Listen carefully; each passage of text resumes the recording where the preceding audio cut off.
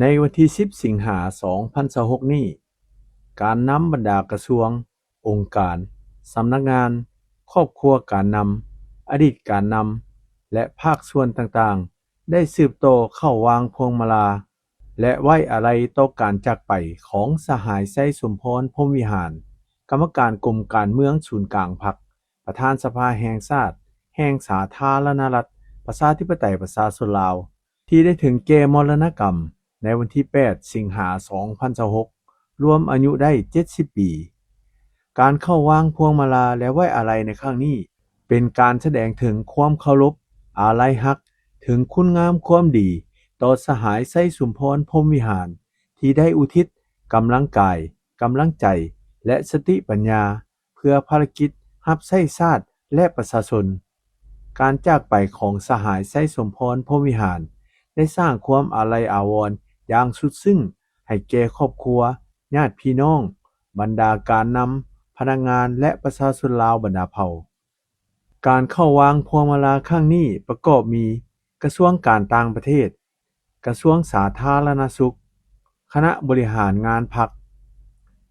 คณะสมาชิกสภาแห่งชาติประจำเขตเลือกตั้งที่ 1 สภาประชาชน และคณะกรรมการปกครอง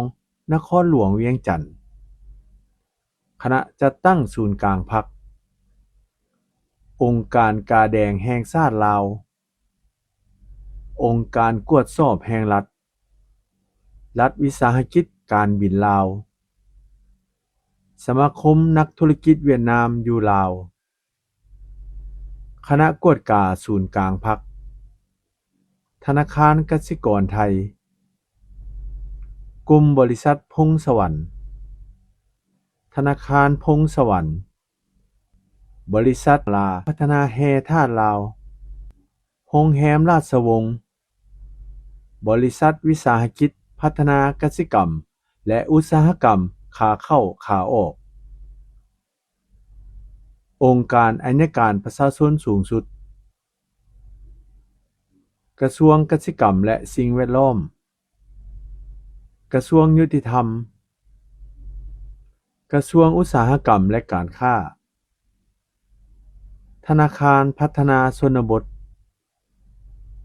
วิทยาคารป้องกันชาติไกรสอนพรหมวิหาร สถาบันวิทยาศาสตร์เศรษฐกิจสังคมแห่งชาติ เขตเศรษฐกิจพิเศษสามเหลี่ยมคำ ศาลประชาชนสูงสุด กระทรวงแรงงานและสวัสดิการสังคม กลุ่มบริษัทขมวลการลงทุนจำกัด คณะพัวพันต่างประเทศศูนย์กลางพรรค กระทรวงโยธาธิการและขนส่ง